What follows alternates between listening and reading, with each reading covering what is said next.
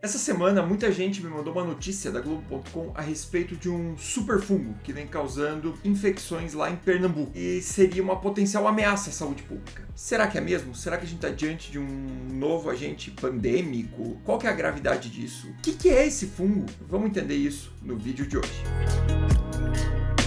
Se você é novo por aqui e ainda não me conhece, meu nome é Gustavo, eu sou médico, sou especialista em cardiologia, clínica médica e doutor em medicina interna. Aqui no canal a gente fala sobre temas relacionados à medicina, ciências da saúde, de uma forma simples e descomplicada. Então, para ser simples e descomplicado, primeiro vamos ler a tal notícia que me mandaram, né? Então a gente vai acompanhar junto aqui na tela. Então, basicamente, a notícia é essa: superfungo. Veja o que se sabe sobre casos de Candida auris em Pernambuco e como se prevenir. Eu já dou aqui o nome do fungo pra gente, a gente já vai entender isso. Bom, basicamente o que ela conta pra gente aqui é que tiveram já 3 casos lá em Pernambuco confirmados pela Candida auris e que é um fungo que tem uma resistência muito maior aos antifúngicos e por isso traria aí um potencial risco, tá? Então aqui ele fala isso, ele é bem resistente a temperaturas e também tem uma resistência a algumas classes de antifúngicas utilizadas no seu controle, tá? Coloca aqui que foi em 2019 que foi caracterizado, a gente vai ver que não foi em 2019, foi em 2009 que descreveram esse fungo, tá bom? E aqui ele explica um pouquinho mais sobre isso. Então vamos lá, vamos entender isso daí parte por parte. Então, primeira coisa, o que é a Cândida? A Cândida é um fungo, ela é um gênero, né, um grupo de fungos e é um fungo do tipo levedura, é um fungo que está naturalmente no nosso corpo, especialmente no trato gastrointestinal.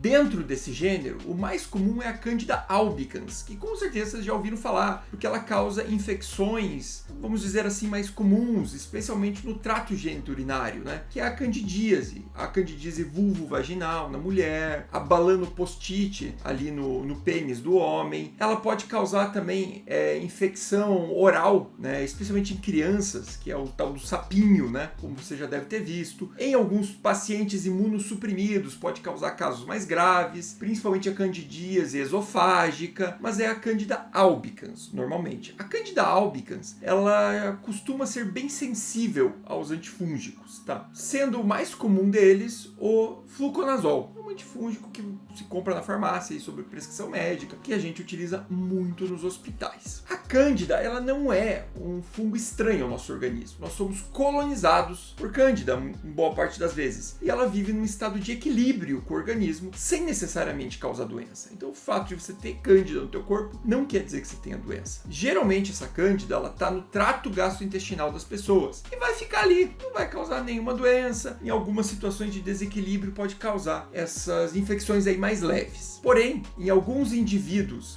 que já têm uma imunossupressão, como por exemplo pacientes com uma infecção mais avançada pelo vírus do HIV, eles podem ter ali a candidíase disseminando por outros órgãos.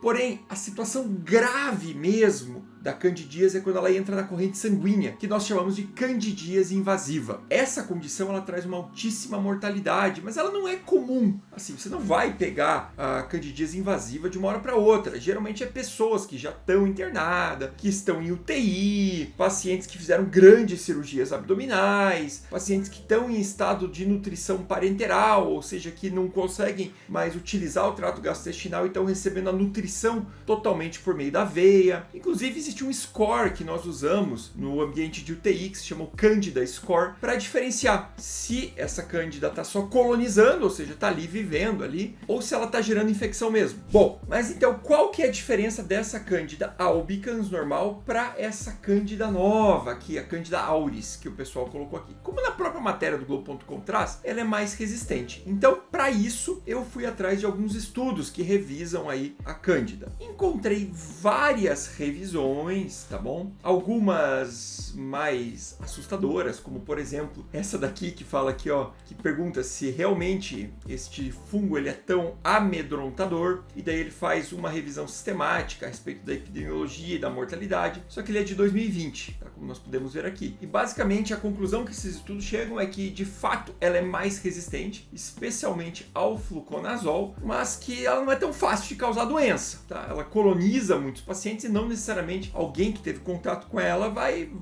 ter a doença, tá? Então aqui já respondo a primeira pergunta, se ela pode ser um possível agente pandêmico. A resposta é muito pouco provável, tá? Esse não é o problema, porque não é como um vírus, como a gente viu ali na pandemia da Covid, que você tem uma transmissibilidade muito alta por meio de gotículas e que a pessoa que pega esse vírus desenvolve a doença. Aqui não, ela até pode transmitir, mas ela não, geralmente ela vai ficar no corpo e não vai causar doença. Porém, isso não quer dizer que ela não é um problema, porque se ela é mais resistente, eu preciso de outras drogas para tratar, e os pacientes que são lá imunossuprimidos e que se colonizaram por ela, né, e que ela teve esse contato, pode levar a quadros mais graves. Agora, eu pulo para uma revisão mais recente que eu vou trazer para vocês aqui, todas essas vão estar na descrição, tá bom? Que é agora de janeiro e traz justamente sobre o impacto e com a possibilidade dela fazer biofilme, que é uma outra situação aí que preocupa. O que é esse biofilme? É dificultar a penetração dos antibióticos onde ela infecta. Ela faz como se fosse uma capa ali no lugar que ela está infectando e dificulta a penetração do agente antifúngico lá. Então, além dela já ter uma resistência mais natural, geneticamente determinada, ela faz esse biofilme. Por isso, dessa preocupação maior. Guarde essa informação. E agora vamos ao que talvez eu acho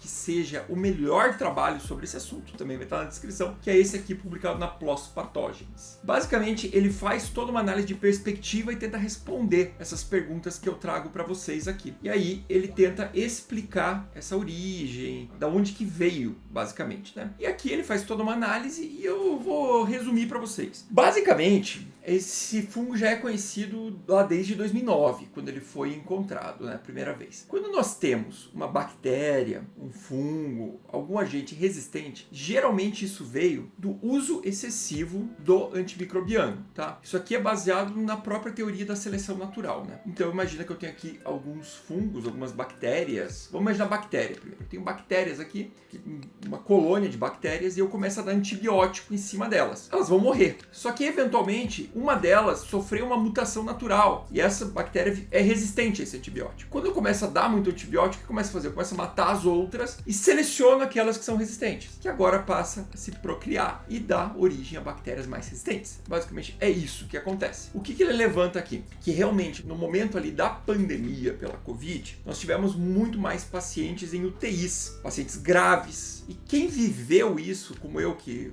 infelizmente trabalhei nesse período aí nas UTIs, a gente viu que se utilizava muito antibiótico, porque os pacientes graves ficavam lá muito tempo. Muitos pacientes ficavam em estado muito grave e tinham infecção por fungo lá dentro. Esse fungo, a cândida, né? Nós usávamos mais antifúngicos. Acredita-se que isso possa ter selecionado os fungos mais resistentes. Mas ainda assim não é o fim do mundo, quer ver? Porque ele é muito resistente sim ao fluconazol. Só que se nós olharmos aqui, por exemplo, o que ele traz pra gente é que apesar de ser muito resistente ao fluconazol, ele ainda é sensível em parte a algumas ecnocandinas, que são drogas mais novas e bem mais caras, tá? Como a micafungina, como a caspofungina, que é muito difícil um desses agentes ele ser resistente aos 3 principais classes que nós utilizamos, que é o fluconazol, a anfotericina, que é um antifúngico bem antigo, e essa classe das ecnocandinas. Então, geralmente ele é resistente a 1 ou 2, mas aos 3 menos. Então, o que se propõe aqui? Talvez, em casos muito resistentes, ainda temos arsenal terapêutico, né? Que seria usar as 3 classes que estão disponíveis. Sem falar que novas gerações de antifúngicos já estão sendo testadas, né? Já estão em estudos aí de fase 2 e fase 3 que podem vir a cobrir esse agente, tá bom? E aí, gente, você tá gostando do vídeo? Tá te acrescentando alguma coisa nova? Aprendeu alguma coisa? Quer saber mais sobre o assunto? Pô, não esquece de deixar o like e já escreve um comentário aí. Pode comentar, tô gostando do vídeo. Só para ajudar aí no engajamento e ajudar a entregar o vídeo para cada vez mais pessoas. Se alguém tá em dúvida sobre esse assunto, também clica aí no compartilhar e manda o vídeo aí